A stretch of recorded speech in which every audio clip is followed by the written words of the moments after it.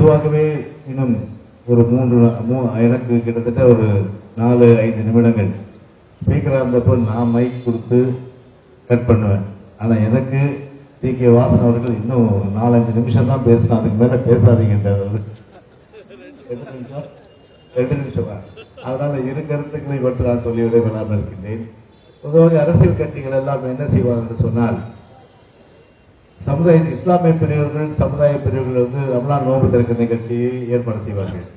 அதில் அரசியல் கட்சிகள் கலந்து கொள்வது.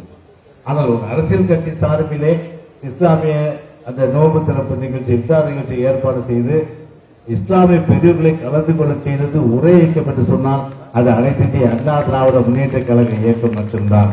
நம்முடைய இதயம் புரட்சி தலைவி அம்மாவுக்கு இதை தொட்டு ஒவ்வொரு ஆண்டும் இஃப்தார் நிகழ்ச்சி அனைத்து இந்திய அண்ணா திராவிட முன்னேற்ற கழக சார்பிலே இப்போது கூட நம்முடைய பொதுச்செயலாளர் அவர்களே ஒவ்வொருவரும் நடைபெற்றுக் கொண்டு வருகிறது. திமுகவுக்கும் அனைத்து இந்திய அண்ணா திராவிட முன்னேற்ற கழகத்திற்கும் என்ன வித்தியாசம்? எந்த அளவிற்கு இஸ்லாமிய மக்கள் ஒரு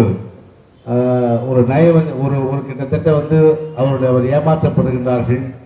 சமுதாயத்திலே வந்து திமுக அவர்களை ஏமாற்றுகிறது என்பதை அருமையாக நம்முடைய அன்புமணி ராமதாஸ் அவர்கள் இங்கே தெரிவித்தார்கள்.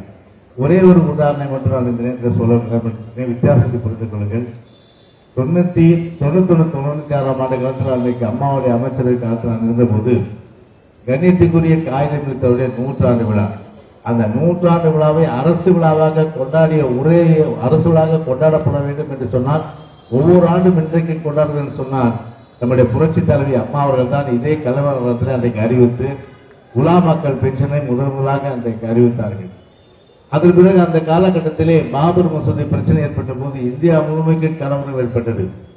ஆனால் ஒரே மாநிலம் தமிழ்நாட்டிலே தான் இந்துவாக இருந்தாலும் சரி, இஸ்லாமிய சகோதரராக இருந்தாலும் சரி, கிறிஸ்துவராக இருந்தாலும் சரி, ஒன்றுபட்ட சகோதரராக வாழ்ந்த ஒரே மாநிலம் தமிழ்நாடு என்கின்ற வகையில் ஒரு அமைதி பூங்காவாக தமிழ்நாட்டை உருவாக்கினால் எந்த பிரச்சனையும் இல்லை.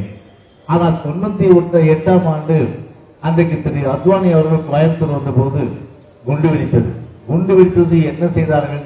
தன்னுடைய ஆட்சி கலைந்து விடுமோ என்ற அந்த ஒரு ஆதங்கத்திலே அன்றைக்கு இஸ்லாமிய சமுதாய பெரியோர்கள், இளைஞர்கள் அத்தனை பேருமே கைது செய்து தன்னுடைய ஆட்சிக்காக இஸ்லாமிய சமுதாய மக்களை கொடுமைப்படுத்தியது அன்றைக்கு திராவிட முன்னேற்ற கழக அரசாங்கம்.